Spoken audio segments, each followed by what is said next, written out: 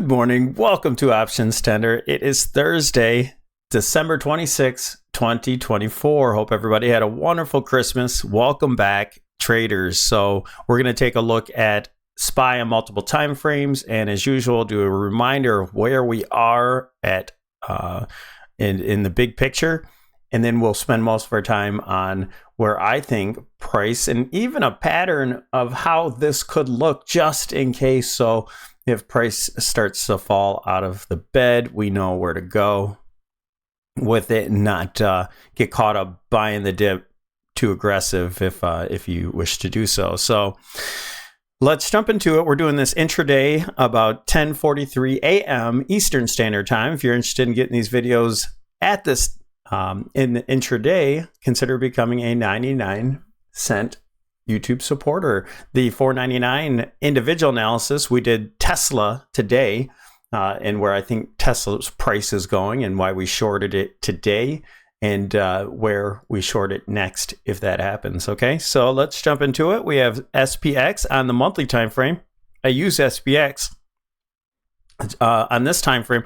I use it a lot actually, but for my video purposes, I use SPY because it translates into what people trade, and that's mostly SPY. But SPX, we have information that goes all the way back to 1929. There's the 29 top, 20 top, 2000 top, and 2024 top. And you'll notice from the 2007, we have a channel forming, and we have a top at 2021 and 2024 in confluence. So just notice we are at that level. Do suspect that we'll reverse off of this level. Price can always throw over. You always have those what ifs, that could happen. But I think this is a good level to short. I think we'll be reversing off of this level, even if it looks like this, where it has 3 months at that point. Okay. Let's jump over to SPY.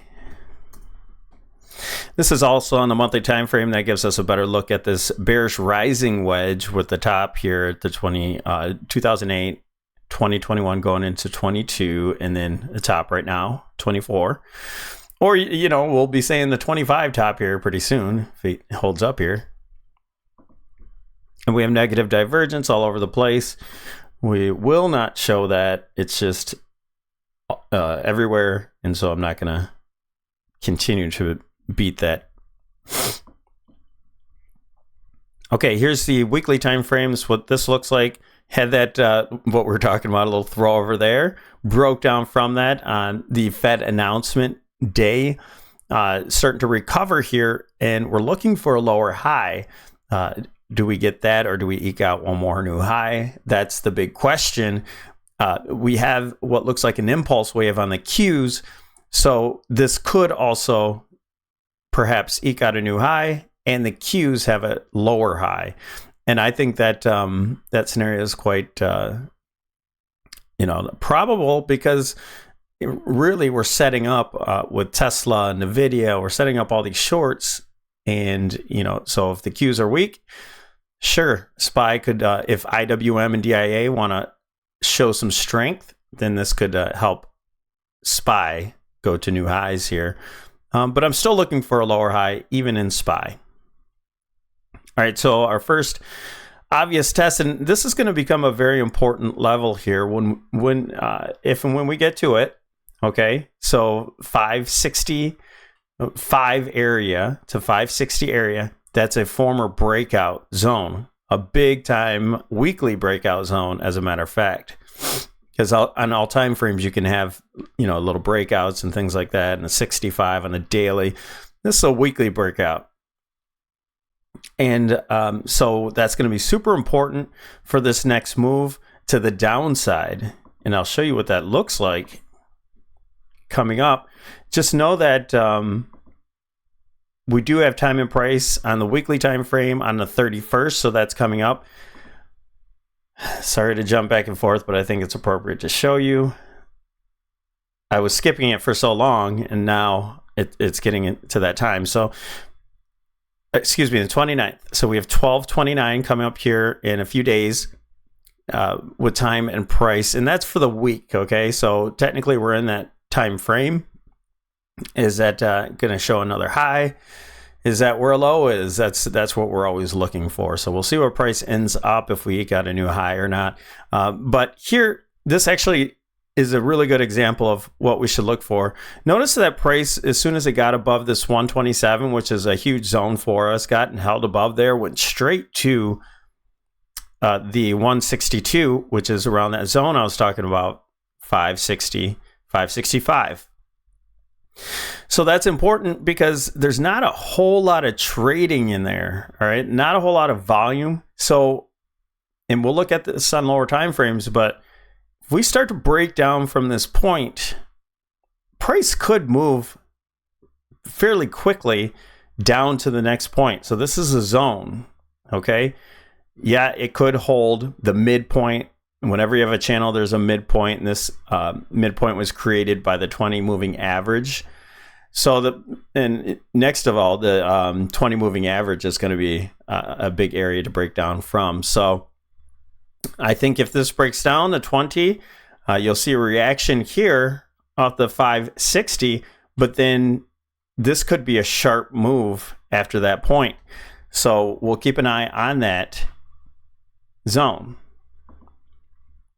And that goes down to about 5. You could say 515, 520. There's a zone in there as well. So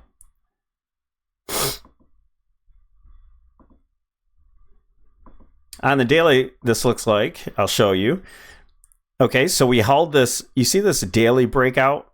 We got that from the election. We had the former high, got above it, held above it, and held it again. And we came and held it one more time. Now we have this bearish rising wedge. All we're doing is back testing that wedge here today. Could we eke out just a little bit higher? Absolutely. Do I think we're going to go to new highs? I don't think so. But if we get above this wedge again, it's quite possible. This is also from the 2000 here. So I do think we reverse from this point. I think it's the probabilities say that we will. And so our next point to the downside could be this trend line, but I think that might start to break. There's only 2 points on this, so not extremely important to me. So we'll see how price reacts off of it. But if we get this reversal, here is the big point that I was talking about, 565, 560 zone. That is going to be where I think we get another reaction from. And what I'm looking for is a 5-wave move down here, where that 5th wave, what I'm concerned about is that 5th wave gets down to this next huge area. And we can call this a zone from 530 all the way down to 520, where we're looking at on the weekly time frame. And that would be approximate of these moves that we're talking about, not as fast, but that's about the 14-15% move that we've been talking about with previous beginnings of recessions. Okay, so this wave 3, what I'm looking for is a leading diagonal where these are 3-wave moves, all creating a 5-wave leading diagonal, and then we get a big bounce after that. So this is the 1 into the 2. Maybe we should go down here into this time frame, or this board. And we got the low here at time and price. I can take that off. We had a cluster here of 3 ratios. And we're getting into one right now. So do we have a high in today with this time and price? That very well could be, and that's what I think is happening while we're testing the 20 moving average. And then I think we go lower into the time relationship of 1.7 or 1.13. One of those I think will coincide where our next low will be. And I think that low is going to come down to about, it could be the 382. I have this out here. This isn't a major, I guess, retracement for me. So I'm not going to rely on this solely, but on the traditional aspect, I think 560 is what we're looking for. and that's right around the 382 that I have marked so far. Okay, so time and the price into that 382. Perhaps we get another bounce, and notice that that next wave, that wave 3, is going to be bigger than 1. And after that, we'll be looking for, a price higher, and then it would be a wave 4. I think I should probably measure this out on the 65. So stick around just a little bit more, and also play this at the playback at about 1.25 or 1.5, just so you can get this information faster. I hate rushing through because then I miss things, and these are very important things. So I'm going to go back to the daily time frame. What I think mapping out is coming to this, get a reaction off of this 560, get a slight bounce. So that would mean we break through this trend line right here. We get a shallow bounce as this is ascending, and then we break down lower. Ignore this. This is kind of matching 2007, the bounce there. And then when and if we get through this level, I think we get that shallow bounce. We get through it. Price accelerates at that point. So I was working with my buddy Sean. He's in the Discord as well. Hi, Sean. We saw the formation, we've seen it happen a couple different times, and we noticed one specific time, and I was like, man, that looks like this could be that situation where price is getting weaker on the bounce. So you have a nice sharp bounce here.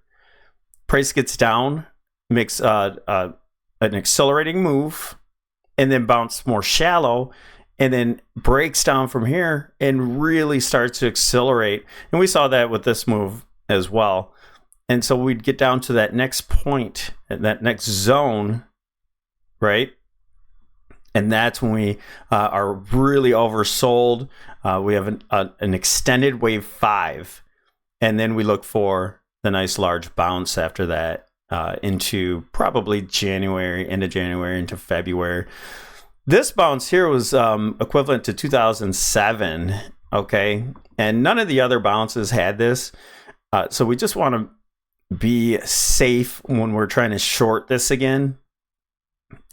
2007 had a huge bounce to an 80% move here, and that was a 12%, but it took 142 days, that's 99 trading days, to develop. It ended up being a bear flag that took forever to play out, and after that, just see ya for the rest of the moves. But I just want to keep that in mind. So that's why I left this on here.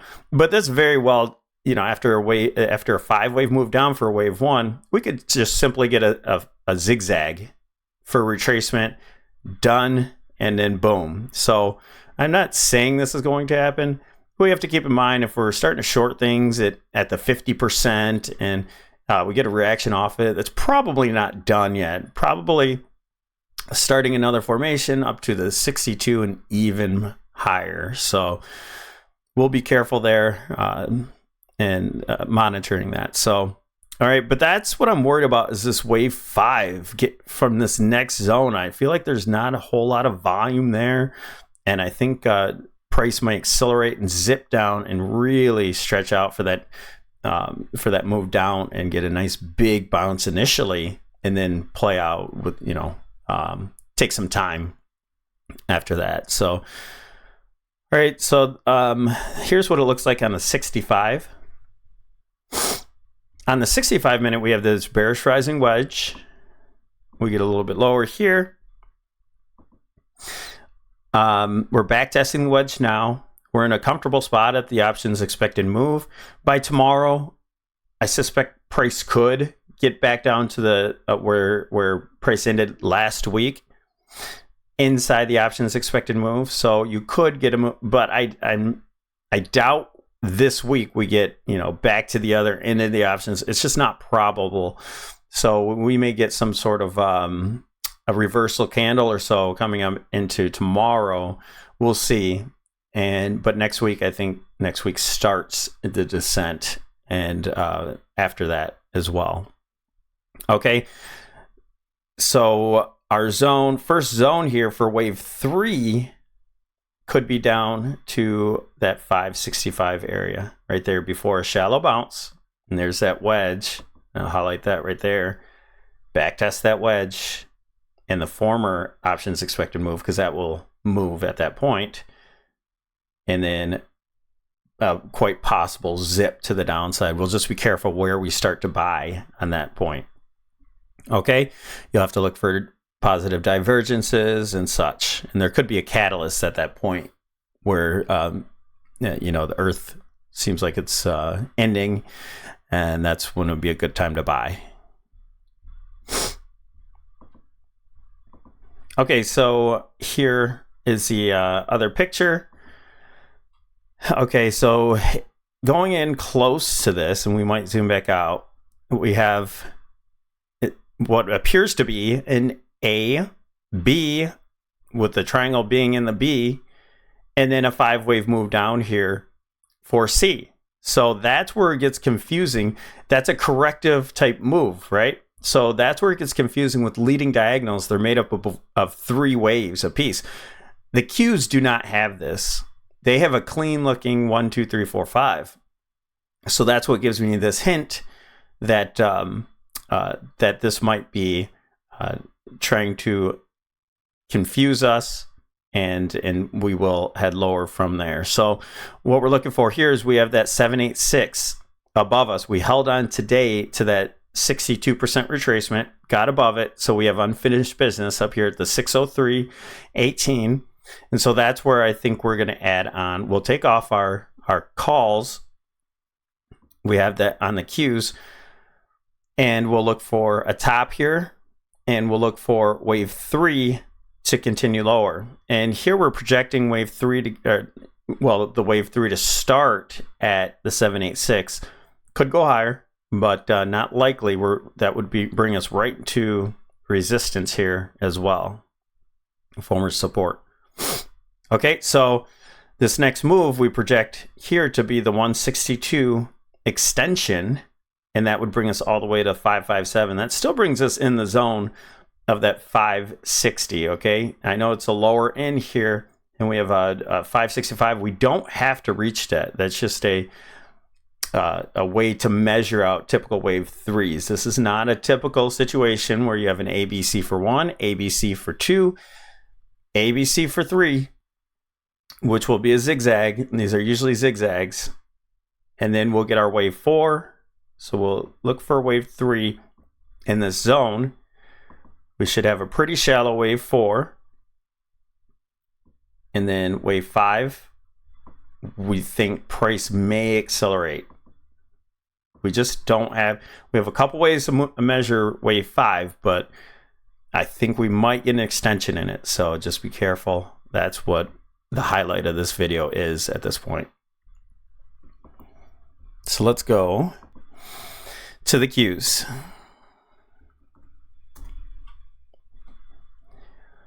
With the Qs, let's go on the 65. We held on to that trend line. I think we'll break it this time. I just think we have a little bit of unfinished business up here again, and we start to break down. But this is a much more clear impulse move here. So going back to this board, we're just looking for the retracement. So we're holding on to the 62% retracement here from wave 1 to 2. We held on to the 62 just like SPY. So I think this might, get up here to the 532 area going into today. And we'll be looking for wave 3 measured from the 786 all the way down here at the 484. So if you're in the group, if you see me targeting pretty far out of the money for puts, and I only do this for puts, not calls, that far out of the money, then you'll see that this is why, because the target's going to be much faster and much lower. And so this will play out nicely and a lot more clean than SPY will. And we'll see this possible wave 3 play out. Let me see if I got a wave 3 in here.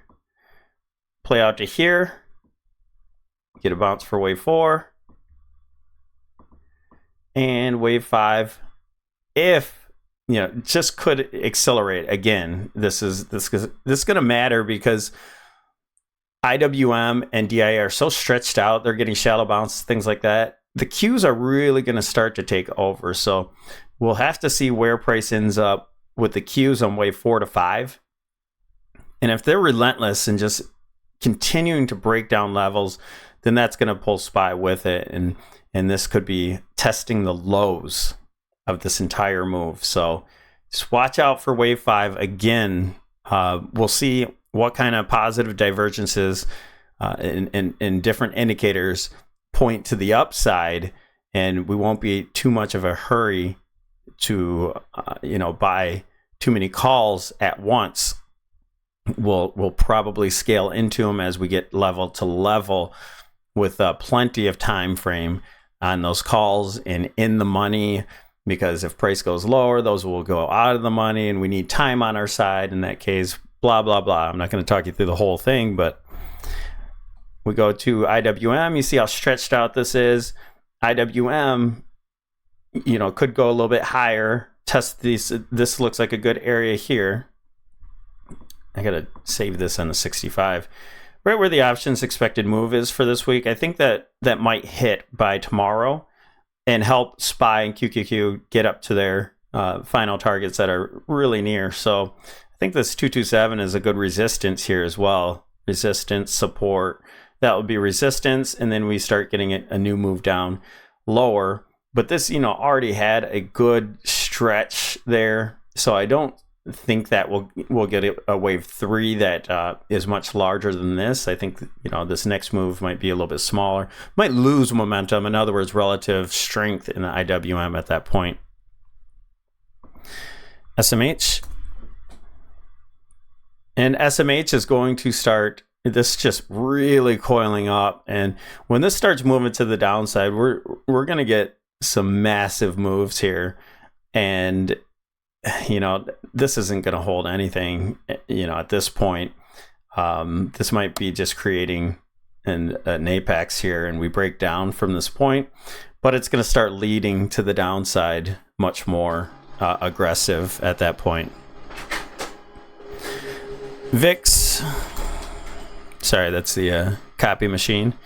So here's the VIX after breaking out from this one huge move, getting into resistance here, couldn't hold it, and just going back to retest. That's it. So we're having a nice move here today, but I do suppose that might get a higher low. Might get a higher low at this point, while SPY and QQQ get a higher high. That's a divergence there that I think is likely to happen. And it held on to that little trend line there. So we got a trend line going here. I think that holds. I think this is going to get a higher low. And then this starts taking off into the next weeks to come. So let's look on the daily time frame, what that looks like. And here we're just we're getting a reaction off of the 200 right now, but I think we're getting a higher low. We get above that 200. These are all moving sideways. I think this thing makes new highs probably off of this. And in the next few weeks to months coming up here, you'll see this will make higher highs and higher lows, not in a straight line, not like this one in particular, but just getting higher highs and higher lows and really start to accelerate on that move. All right, that's what I got for you. Thanks for listening. We'll talk to you later. Thanks for the likes and subscribe, and we'll talk to you soon.